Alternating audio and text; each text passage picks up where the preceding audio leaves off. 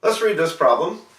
The proportion of carbon-14 left in a skeleton T years after death is A of T equals e to the negative 0.0001238 T.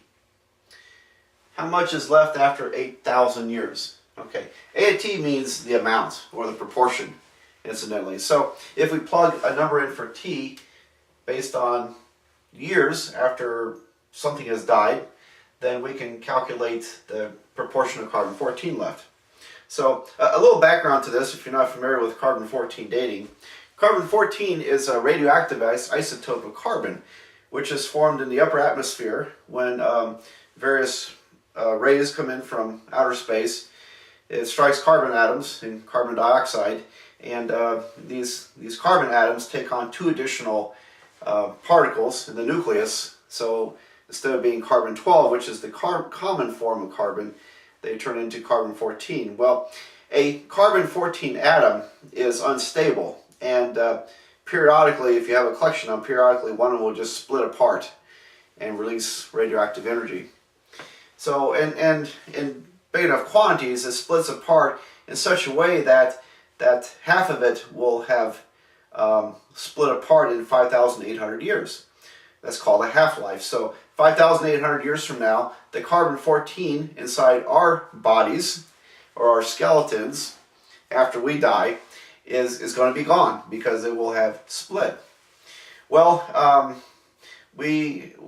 all of us, humans, and let's throw in plants and animals, all absorb carbon-14 because we breathe it in. We eat other things that have breathed it in. We eat plants and animals.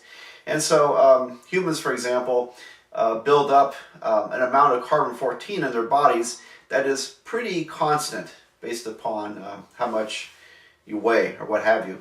So, for example, this is a human skeleton that's been found. How long ago did that person live? Well, after 8,000 years, a certain proportion of carbon-14 will have decayed into something else. And so by scientists measuring the amount of carbon-14 left in that skeleton, they can then work with this type of function and determine how old it is. All right, now I've got it a little backwards because normally when this is used, they set this equal to a proportion number and then they solve for time to figure out how old it was. We're not quite ready for that problem, but that will come up in a later section once we learn logarithms. What we're ready for now is just a calculation. So do get your calculator out. Don't just watch me.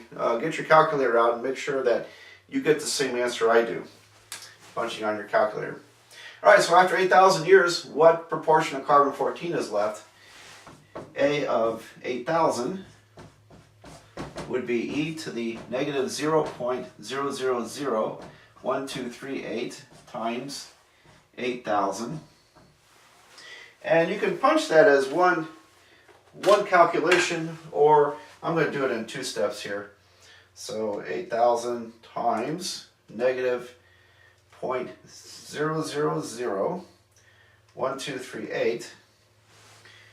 All right, this will be e to the negative 0.9904. All right, well, that came out actually pretty close to e to the minus 1.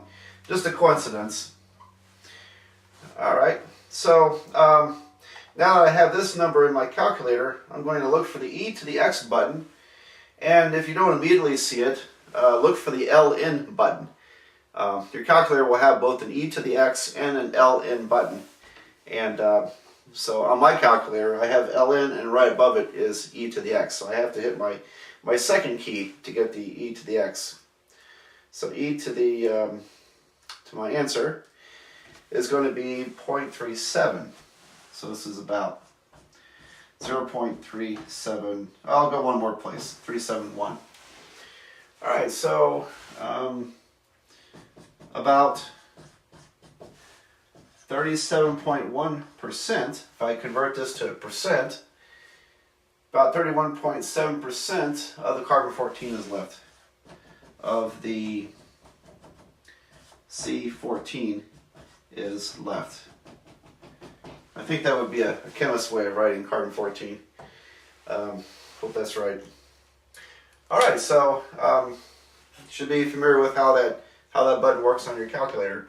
There's a number of problems in the textbook that gives you practice at calculating this, and I think everybody going through college algebra should be able to calculate with that button. All right. Well, anyway, there's a use for the number e, and it shows up in this example here.